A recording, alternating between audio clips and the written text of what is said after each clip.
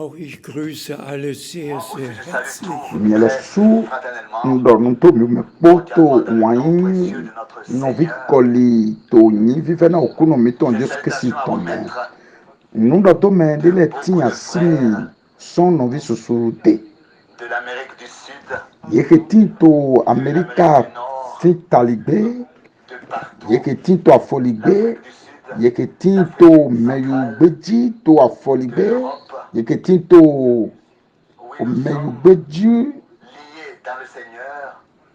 to yeketinto fi alokpalokpa bo tindo kantita to kuno me novi sunu docteur mbiye to nundo do agunlo blebu to ayihon lome mi vodo ndo okuno na ekeyin oho wakwe wakpe no ekeyin hundo kiami novi sunu Cécile Pretoria ton novi sunu Ngonga novi sunu André son Montréal novi sunu Yagi Nairobi ton Misa Gainuko novi sunu Müller eke tito eke ni weiko dali novi ke tito Autriche le eke tito yovo gbeji podo eke tito ayron lo blebume patalaki Kome tauna eke yi oyilo novi ke tito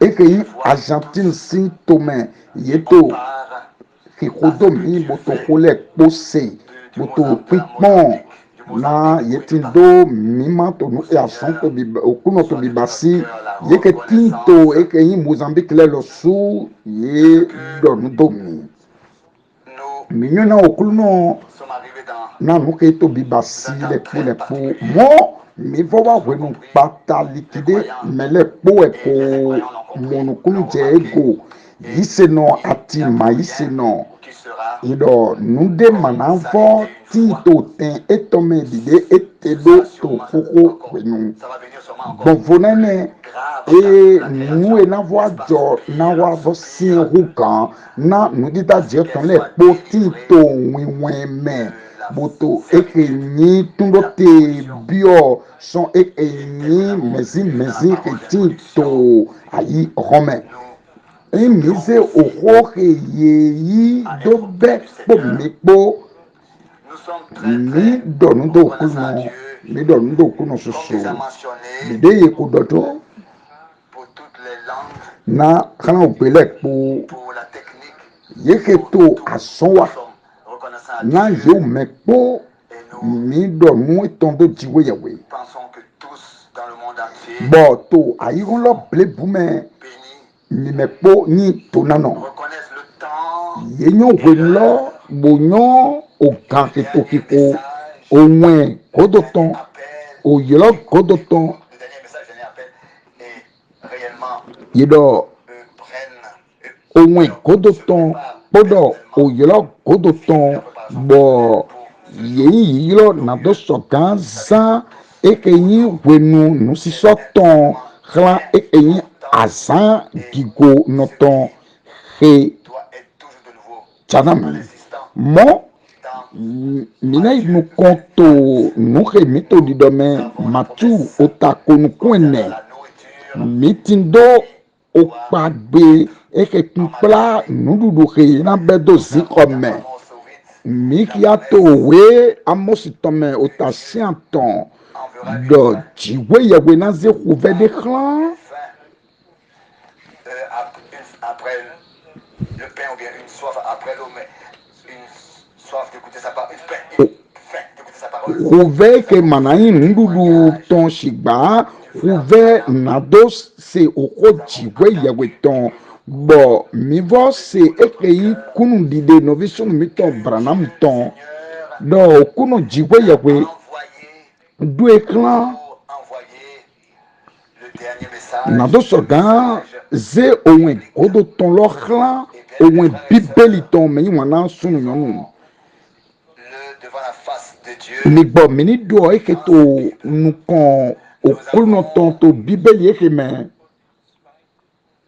la première et la deuxième alliance. Metindo alenu titan lokpoto aweto lokpo alenu koko lokpoto yoyo lokpo yekado ekeyi alenu si wema yemonovono ze nde dogoba mowe ekeyi alenu wema eno ren ekeyi okuru tole posi nyiko do òwe máa lọ́mẹ̀ kẹ́lẹ́ dìde mi kúrú tọ́jú wéyẹ̀wé tán bóyin kúrú bẹ́ fẹ́ jésù mọ́ẹ̀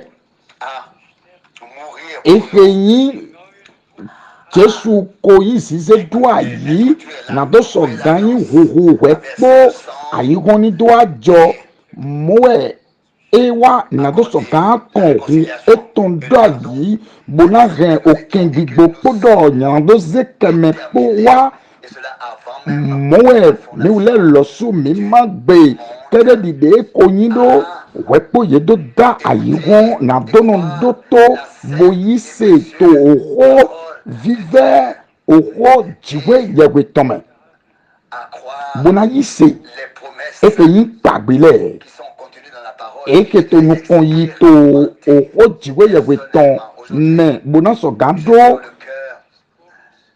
dɔkpɔn to eme egbe ŋti do to ayikatsedzi na do sɔgã dɔxɔblewu do nuke dziwe yɛwɛ to bibasi na do to oxɔ etɔn xɔ kpɔdɔ bobɔ to ehe yi yehe yi oxɔ etɔn sele xɔ boke alo yi mɔwɛ eyi dandan.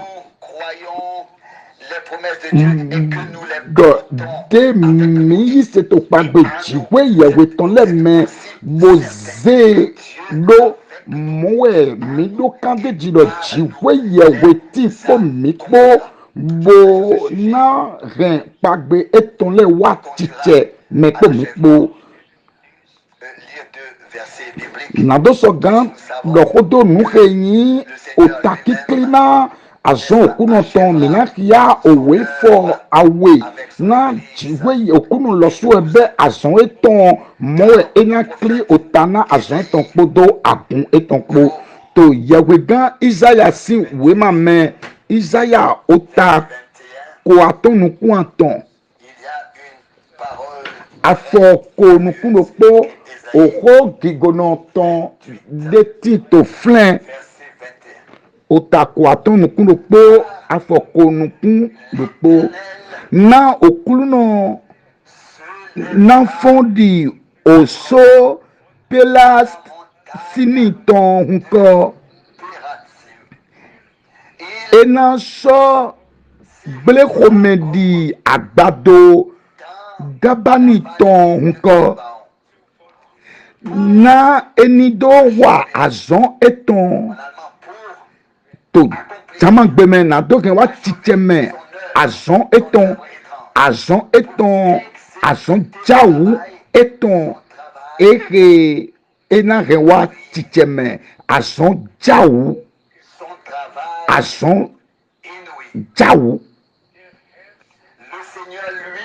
okunu lɔsu hɛn azɔn ofligɔtɔn wa titsɛ mɛ. Bɔ uwɔ nyi fligɔtɔ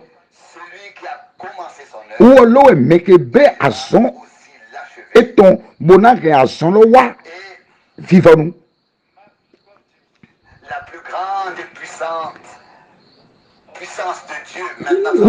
Ugo dako dziwe yɛwɛ tɔn na wa sɔ awu kia to adumɛ bɔ nulɛ kpo na gɔ wa te etɔmɛ dide ete to kɔkɔ wɛnu.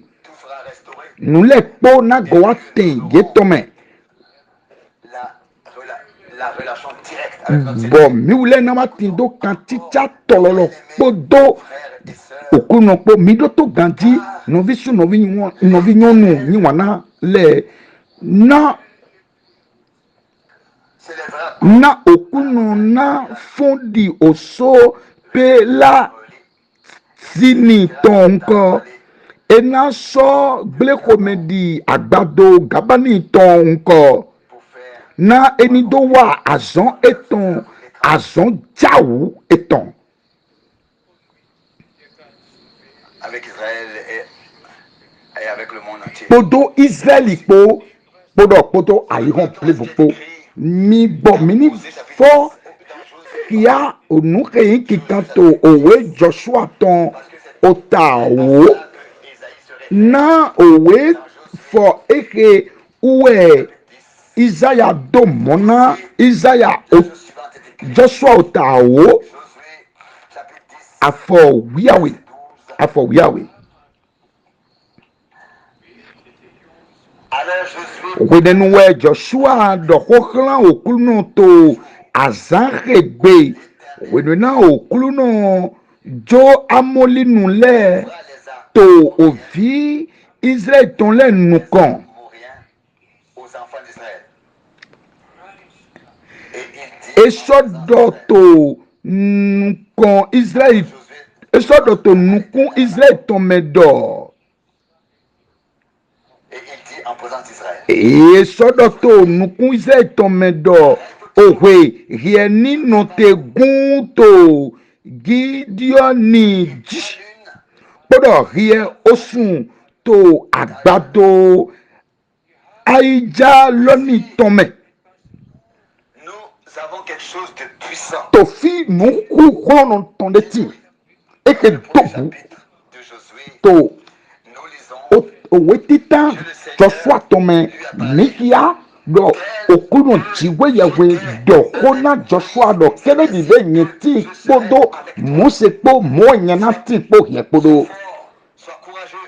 di nyikugoro nọ gbọ́dọ̀. Ce qui avait été révélé de Dieu à Moïse, Na nwene eke yekundokia Mose to aliki chiwe ya wetome la plus importante pour Josué, muwe aliki lo wayi nukwakwe talala na Joshua laisser porter l'âge de l'alliance. bo Joshua wa dike bo eke ile vile waze aliki lo do abo yetonle ji Promesse pour la eke tindo okpagbe chiwe ya wetonle ils ont marché. bo yeton bo sisoni Le jour était en train d'aller à son déclin. ekadie Le soleil était en train de se coucher. ekeyi La bataille okele de ixɔ bɔ wesivɔ de ixɔ établie par Dieu. awakati to te bɔ Joshua eneke dziwe yewe de bosun azɔn Promis de faire. ewa Oui, Josué regarde vers le ciel. Joshua wa to okpagbe dziwe yewe tɔn lɛ fi nadɔsɔ gakpɔkla gabo adɔna owe lɔ hiɛ nɔte gun osun hiɛ lɔ sun nɔte gun to agbado di diɔni tɔmɛ Et Josué pouvait, bɔ Joshua sɔgan. sur les adversaires, fêter la victoire. Tindo ekeyi àwọn gbigba tó kẹtọ lẹ jí. Dans Ésaïe, nous lisons, Mo eto nukun yi mẹ mi wa to kiki ato Isaiah mẹ dọ okulu nọ wla lokpodogbọ na tite. où et comment Fite wetenu to fite yedọ fike oko jiwe yẹwẹ tọn yi hun dọki ate fike aliki jiwe yẹwẹ tọn yi tite fike oko jẹ tọn do ìwé zizate fili. sous un mandat Lowe aliki ton de bo onusome jiwe yawe ton tite ils ont prêché. C'est là fike o jiwe yawe ton kpodo kundo ki eton leyin kundo ki ate lilate flewe jiwe na ge o ton wa titemete en vain. Quand nous pensons à cela, wenwe yoto we kele fli frère Branham, justement, minu ato fifli wala na muwe flem wala na muwe flem no visunu branamu kia ekeyi owe Zakaria ton otawiene do asa do po beti la lumière eke manani o clément e manani o san sibato wejayi vle riho na swaukia quand le Seigneur achèvera son œuvre. yedo Quand cela arrive, weni nuwe okunu na ke asan ton wa s'arrêter poto là où elle est. Et le soleil aussi, le soleil et la lune aussi. Dieu veut nous encourager. fle lowe dieu dina to ganga mena mite je dina do na mi do Mon peuple, togun che mon troupeau, rachetez mon lengbo pochi eke unyi okun che fligona et je l'achèverai. nyewe be asan che bona ve wa fifonu Que nous croyons de notre cœur Et ouais, mais c'est soit qu'à mi ton blé pour me to. Dans ce temps, To. nous avons été justement ramenés au Oui, et commencement. que nous mi, mais que y ait les quoi, bibe nous. Mi ko, ma doye ki na mi.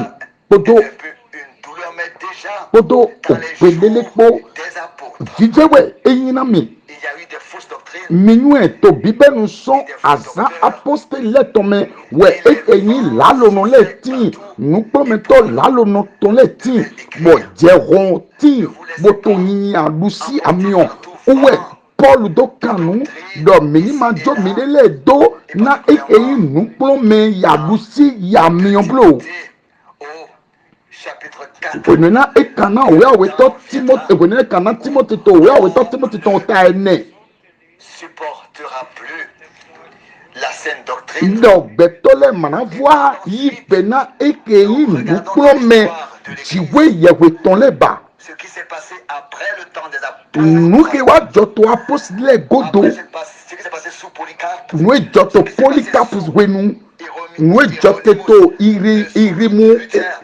irenesi wenu lutesi wenu ont voulu encore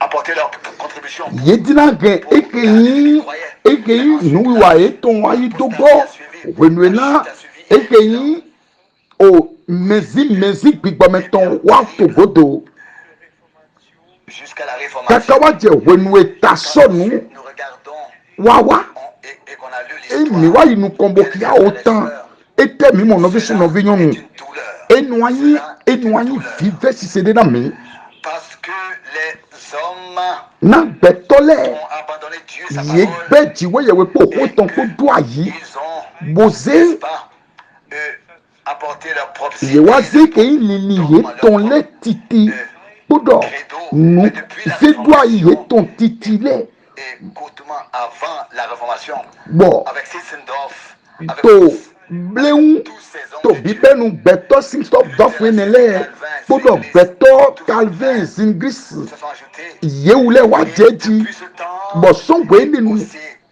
le frère Branham le mentionne, novi son bana wa to dido to yoyo me depuis ce temps, songo ene nu bon les vérités bibliques nu gbo bibeli toujours ton plus le et toujours plus ont été repris dans la prédication. nu gbo bibeli ton le ewo eno boeze to ekeyi bibeli me La parole. na songo enu ekeyi nu wiwa oku fifo ton wa yeno go lekowa o jiwe yewe ton me kaka miwa wa ekeyi onu wa fifo ayi gbigbometon ke minere lo Pentecôte siton N'est-ce pas? bo nu ni na gbigboton le yin ni na kla akun kaka je wenu no vision banam La reste, le silo enego dolo onu godo nu teme o jiwe yewe ton na do rin miwa ekeyi ton donu apostole ton ji na do so kan do ki a mi dide eyi ki kan do bo kele dide luther basi do ko ton l'autel de l'éternel et ensuite eli basi do to we ton na do so kan go agba okunu to wa tin ton me de quoi il s'agit pour moi aujourd'hui, ete ho el to di do to egbe c'est que nous puissions reconnaître pon lo mini nwe que Dieu, pour ce temps à déterminer, nu e jiwe yewe yi na do basi to we mi tonu we ke clairement nu et ouvertement, mi gbe ma do tololo tous les réformateurs, tous les yeke yi o ta so ntole po yenyi me kankan jiwe yewe ton le Martin Luther, Martin Luther, John Wesley, John Smith, John Smith, tous ye étaient des hommes ye me po Dieu yeyi dans leur temps preto eke a utilisé pour des eke réunions de jiwe réveil. yewe santo we ton na fifo ayi ton kaka je sisin dof Comment ji est-ce qu'ils ont eu des réunions de... Ils ont ye eu to kia mi de to wenu opli o de ton le me pripo jiwe yewe ton wadma kla ye nuni na pripo ton le sont restés sigba dans les... yo dans- me sont po restés dans les credos. ye me po wa iboti ekeyi nu kplo me gbeto le ton zelo ye ton titi le me C'est cette raison que nous devons dire tout simplement que dans le dessein du salut Bon. de Dieu, il s'agit des promesses. Et que compla titoze do Haïti, ouais, y avait ton pas belé roué, mi ou les to dido. Mi gbama do nami. Par exemple, Manam ya kwaje do ko. dans les jours To. de Jean-Baptiste, Azan, jok anu il baptise y avait ton les mains. pas assez Minoué. de scribes et de Yedo, pharisiens. oui, quand on se souhaite, il fallait signer. Yedo, beto bobo, nous promettons-les, yewénolé, Torah, voti, au plie, voti, synagogue, au ékeyi, au sabbatile, synagogue, chôme-les, chiba, wenoué, au kanloro, Jigwe yewe waro, oko eton, jigwe yewe wacho, oko eton boage, pagwe eton lengeche. Eke yi Isaiah otakande afwa ton, Malakia otaton afwa titan, otaton afwa titan, edo, o pedeto afwa doto jumbo, mikanyo yemeku etindo, owe botora ton le, yemeku edo somle, shiba to fi, yedo o meno kwa jiwe yewe ton le ti, eke to afwa doto jumbo mekena son na liko kunoton. Bien-aimés frères et sœurs, Mowe novice no vinyonu. concerne notre temps. Nous ne pouvons pas tout dire pour Est-ce que remettre. Billy Graham Be novi Billy Graham be mani wen da be dilato gangan to okwe ekeyi okwe avec William Marion Branham photon Los Angeles, et qui a été béni fene que, n'est-ce pas, il a commencé son ministère. Ensuite, et là que tous les autres évangélistes n'étaient pas aussi Oral Robert et Tel Osborne, Kene. Rollo. Oui, kwato no kwene beto gangan nele osborn nele ora Robert nele yeyi beto gangan shiba nous que bon volodie donner une promesse. uwe ndo ete jigwe yewe do pade do wetona azandako okuno toni do wa Envoyer et na un nakla prophète et na zekla ekeyi yewe gan qui dekla di eli ke na bonu le kwa do ten ye tome c'est ce qu'il s'agit maintenant. nous que problème ni te dini Tous les autres ont leur place. ye ou ke pole po ye do ten ye tome shiba pape jigwe yewe ton ke la À son peuple qui kla lui to appartient. fun eton renye ton Elle est seulement déterminée pour ce peuple qui appartient à Dieu.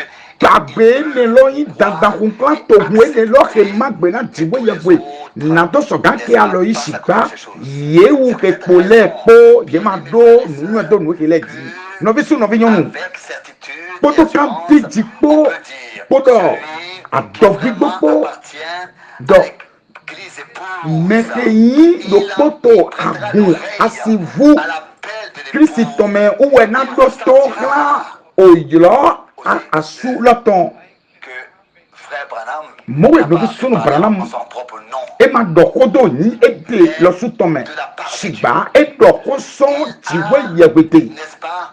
Apporter le message biblique mogen ohun bibeli ton wa na mi de la vérité nubo sur bibeli Dieu, ton sur la le divinité, sur le baptême, kan jiwe yeweti we a kan ekeyi batem we a afokiklo akala dudu we po le po we yehun do ki ami n'est-ce pas? Sorti bon mi ni ti ton son ekeyi bewu le pome ba ti jale pome mi ti ton son na do so gan gegen le ko revenir wa ekeyi lili fifonu je ton kon testament, ekeyi document divin. ekeyi owe kandote alenuwe ma jiwe yewe ton owe gbo jiwe yewe ton podo nu e ni pipon to bibenu C'est cette raison qu'avec certitude on peut dire enewe zo wajijo eke we miso kando do mene prête l'oreille eke to à todo la voix du Seigneur et tous nous klan savons et j'espère ope okunoton dide nkonu edo do me po yi se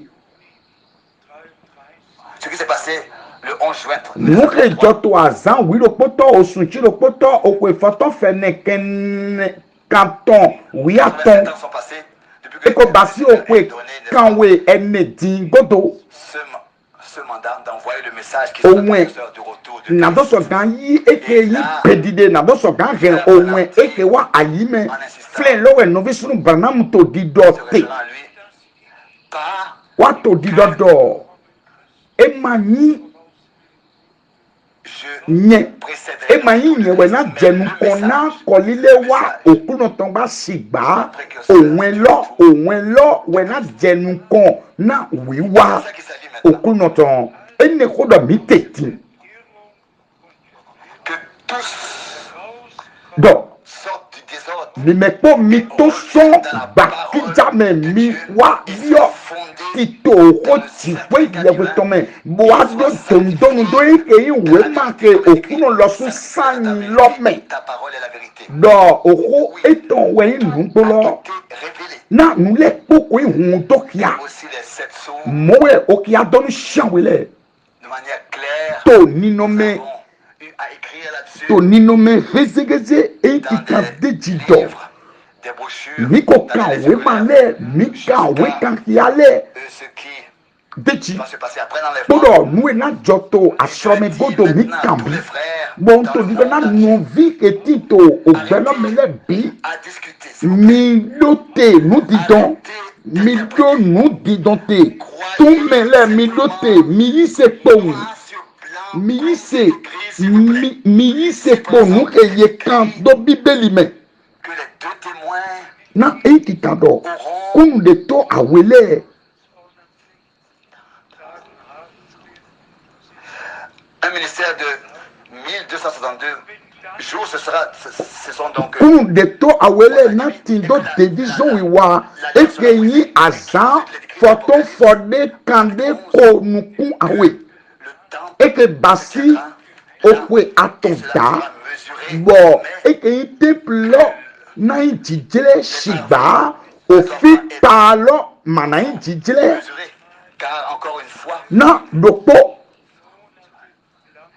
pendant 42 mois, na sera osun foulé par les nations. pendant kande 42 mois. awe ofi talo akotale na yafo eton do bofle Premier 3 ans et demi, moeto ekeyi okwe atonda prophète tikale me de Jérusalem, yawe gan we na izize klan Jerusalem bo yena la oko wiwe jiwe yawe ton bo yekeyi ekeyi photo mais dans la deuxième partie, photo dans les derniers 3 ans et demi, fowe la ene grande enele révélation tonu wiawe nayi oko jiwe yawe ton bo sera foulée ene par les godo nations. Qui peut okwe aton s'éloigner de ça? dakekpo kosile akotale nawa En ce moment, yi afọ eton dogbon òfin le souper kpalọ bọ eke wa lẹsùnù ti dán tó eke yín mẹyùgbẹjì bọ yẹtò kúndọ dó vous et votre congrégation. eke yín Car au fait, c'est non, c'est l'agneau. ìwádìí òun dọdọ òpè nà múwẹ mìíràn bá sí tó asọrọmẹ mẹdú àlọtẹ náà nù ẹnẹlẹ na ètè òtù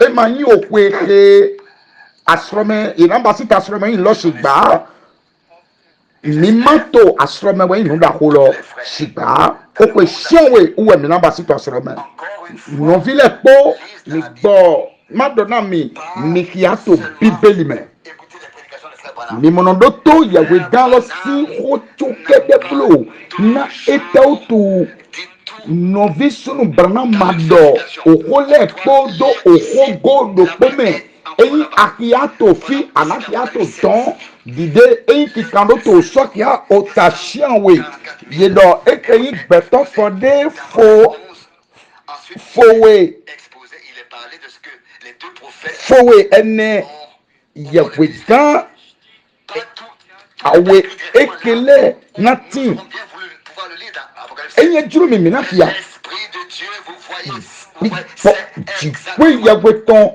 Est-ce que les choses ont leur place? na dok ya mi bo mina mondo le kpote to ten to me Seulement o so ki ota shianwe 44 yedo 000 beto ekeyi ju ene ke na yi untu jikwe yawe ton ekeyi et que là aussi, il y aura un troupeau qu'on ne peut compter qui reste, yedo to fle dont to les gunde na ti seront purifiés dans le sang de l'agneau. bo yena yi Et comme kikla déjà dit, bon ekeyi okun le gbo vi lo ton me a été écrit ye ko tokiami dide ekikando oyito wiweji nadoso kamo ekeyin tito jiwe yeweton migbo minitindo osi ran oho wiwe jiwe yeweton Ce que nous avons lu tout à l'heure. na migbo minile ko anu emi ki adiji Dans Apocalypse, dans Isaiah 28.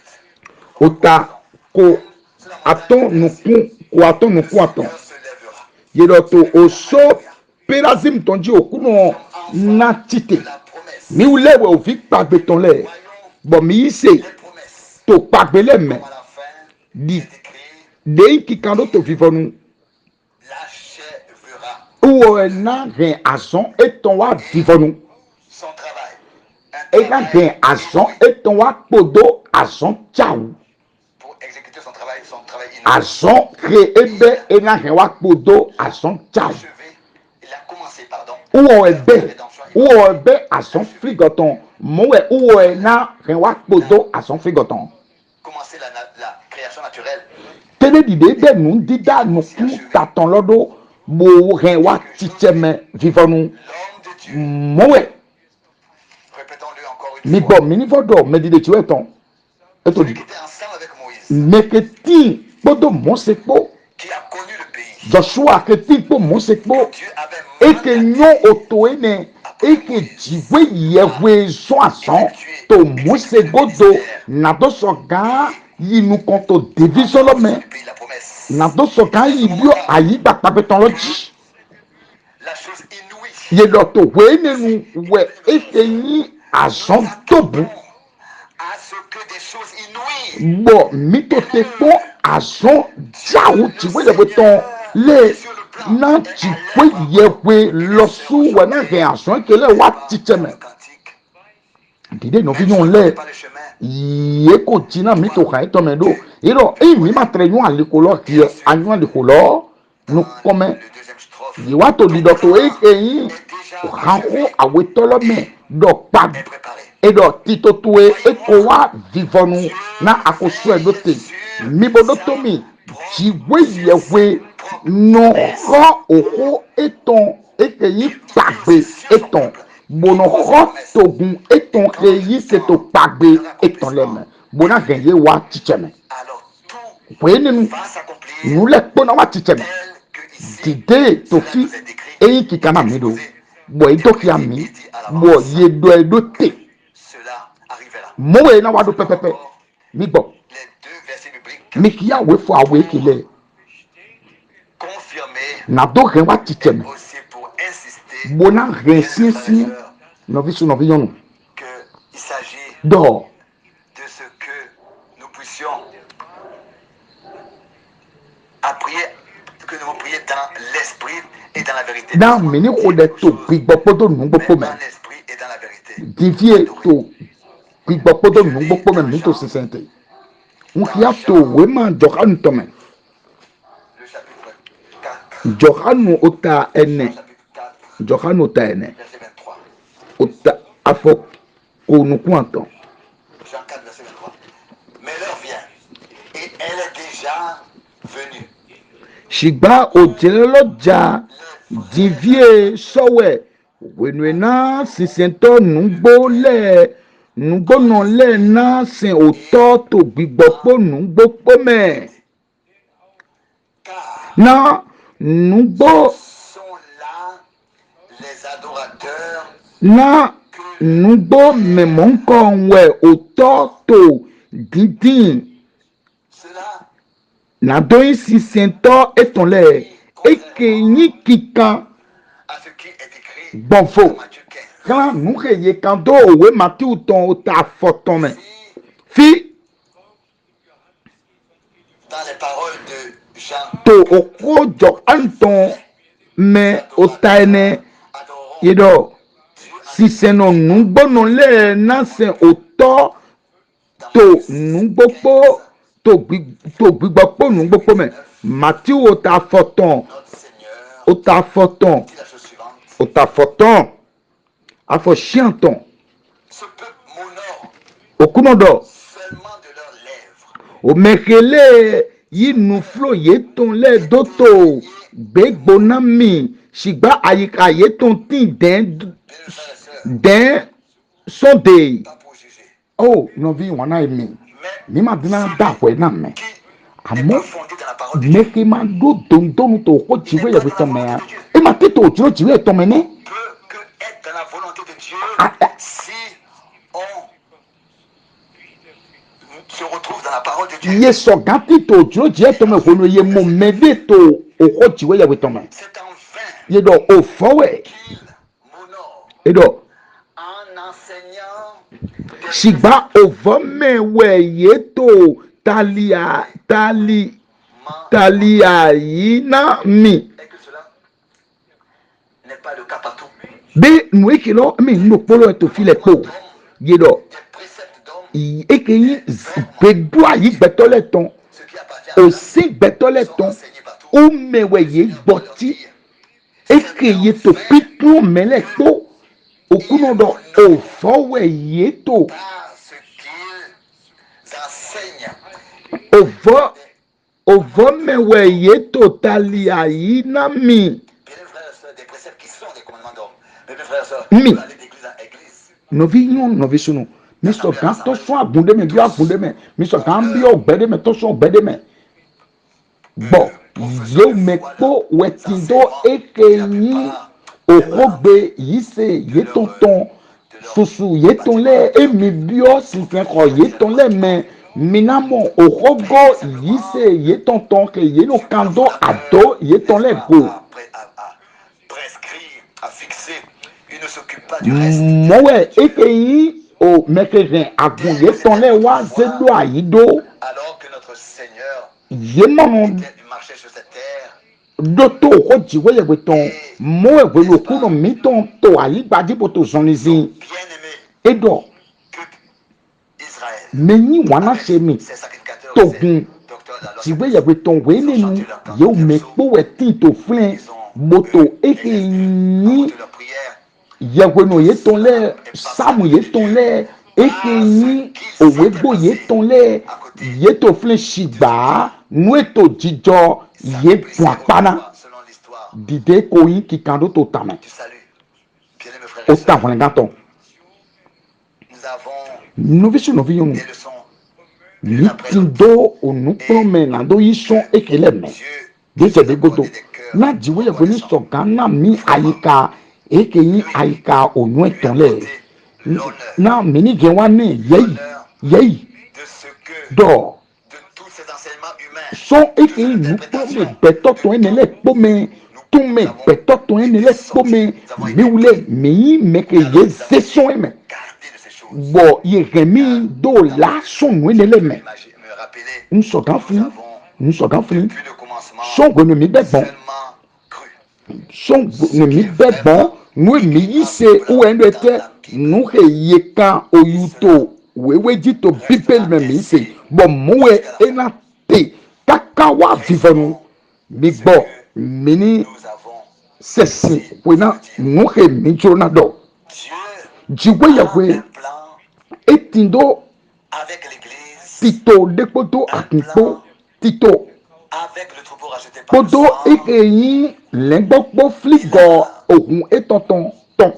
un droit, il a payé le prix, Ekindo un atse droit sûr. eke utu esu ahona rato wene lo he esu ahona Le peuple appartient au Seigneur et maintenant ce serait très important na que nous puissions to wene lo wenye ton faire ewe nos so expériences eyi personnelles. dandan do lo polo mi ton do na basi dokpo eke Une yi régénération, un renouvellement intérieur. La nouvelle wene naissance gaton est iro remplie du didi Saint-Esprit. yoyo eke yi La parole de didi Dieu yo liliton wene jugokpo do bigbowe po de notre Dieu eke yi oko jiwe yagbe ton kpodo tito zedo te jiwe yagbe ton kpodo mina do mima to bibenu azɔn etɔme bonawa do eke yi kpodo to azɔn etɔme kaka okuno ni do sɔgan tite na do sɔgan nakla mi ejikun tita lɔkpo do agɔbɔ lɔkpo nɔvi sunu branam ko mɔ d'une manière qu'on n'aura même plus besoin bɔ de prier longtemps. emodo okiadele na swa okia mi mana bono ode ko na yonu bonu na no wa ayime sous la directe na conduite du etel to Saint-Esprit. mina wati to eke yi me pipla toro pipo wiwe ton glo Puissante parole du Dieu Tout-Puissant. kudo to sera oho manifestée et ugono confirmée. jikwe yewe ton eke uo su gen wati cheme loglo bo ena gen ko ton wati cheme kede dide ena chitelo dide Joshua do Un jour, wesivo note asane nani asandoko eke manati pon pede un pede jour mowe que le asa Seigneur a déterminé asane ke okuno lo su de pour achever nado son œuvre. ewa podo ason eton Cela aussi, un tel jour n'aura jamais asa existé auparavant. ene ke okuno de nado ke ason eton wa podo nani asa lopo ke manati pon pede pede enani asa lopo eke nani asa gli dide Dans la parole eyi de Dieu. pagbe mitondo to Qu'il nous est promis dans la parole de Dieu. oko chiwe yawe tona Que tous nous soyons encouragés. na fortifiés dans mimeko la foi. mi betor ke tindo gando lame mi do yise L'œuvre de frère Branham, emani ou bien l'œuvre de ason Paul, no c'est vision l'œuvre de branam Dieu. ton abin o ason o no vi frank ton siba ason chiwe yawe ton we abin ekeyi o vikita Nous a chiwe yawe accordé sa ton grâce.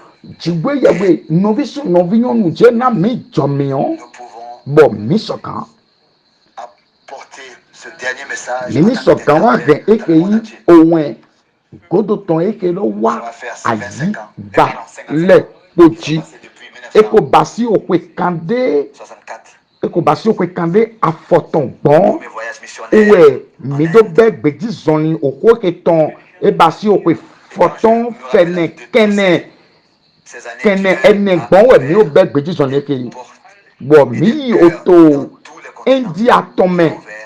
fle mi bete bo okonle po ihun lo te kaka je egbe Et précieux na okuno na jomio eton bo oko eton akwegege nu ke ihun do ki alo ni sokan lila et disons encore cela ni encore gbogbo une fois. mini vodo elu potogo Ici, nous avons file un testament, miti do eke yin owe kan un dayi certificat divin, eke un owe certificat ma gbo ke jiwe yawe lo su tenwe ton de deji l'alliance dans mon sang.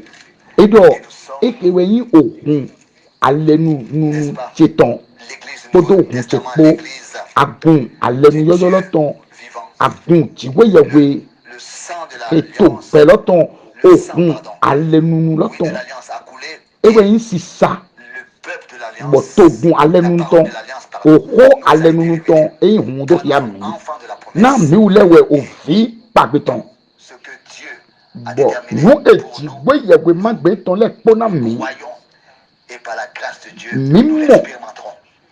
do dopo jomio jiwe ton dali mina do mima to eme Avec Jean 4, mowe soyons en accord. podo jokanu tene po mini yin mekenando kanticha podo jokanu po emanani podo matiu po eke nido betole to onuflo jiwe yeto pipa okunote shiba D'une manière que nous pouvons, en esprit, nugbo lo wayin hun dokia bo podo to gbigbo podo nugbo po me mini gen efe yin sisen podo ye ipo wa okununu kan podo so ikami ton le po me mi gedison atole po to gbelo me mini tonano mi dote mi do alote na nu ti don le font qu'apporter des divisions. eke no gen kiklan wa mi yise Chaque parole de Dieu, mi yise to hodo kolo po jiwe yawe to me kene dide yin kikando car ensemble, na to po me nous voulons achever. Nous voulons expérimenter l'achèvement. mi to kpɔmɛ mina basi dɔkpɔn eke yi azɔn Il y a une chose qui est certaine. Là où on discute, vivɔnutɔn ko migale fike yenu tɔnute mina nyuɛ dɔ bɛtɔ lɛwɛ bɔ nue jɛ tobi basi tinvie yema nyuɛ amɔ fike okuno to azɔn wa te yemunu tɔnuto filɛ se dispute plus. fit okuno te yemunu tɔnuto filɛ filɛ yise wɛ yenu do to filɛ Et le Seigneur Bon. puisse nous accorder sa grâce à tous. Bon, okuno ni bona mi jomion eton mi me bobo dona mi son eyi gofla jomion eton me na mi me po mi jale bo tite na to pome mini do okuno jikwe ya okuno no nos cœurs sont touchés ayika mi ton le mo alodo mego na do do nu do car do tu as fait de grandes choses awa nu dakole na mi to mi me mi do nu do we pour ta sainte na oko wiwe ekeyin akwegege nto eton mi do nu do we na ton œuvre de la rédemption ason ofrigo to eton mi do nu do we de ce que Seigneur do okuno avec les tiens tu podo apportes toe à l'achèvement no de le ton œuvre de po rédemption. anaren Nous wa l'attendons. podo ason ofrigoton enewe mito nukundo to we mitonu mi bo do openawe na ekeyin te vision no branam ton na oyo towe podo ekeyin hirete oyo to eton po à confirmer ta parole. eke agen okote wati temeto yeke yisele pome Feront bo yo me les po expériences du salut dina avec basi toi. eke yi dokpon wele gaton le po podo ye po kaka de batem bibo wiwe ton ji kaka wawa eke yi De la transformation de notre corps. oki ado mego eke nine bibasito undidio agbaza mitotome towewe yeyi kigo sisen De Jésus. to oni wiwe Jesu tome. Alléluia. Alléluia. Amen.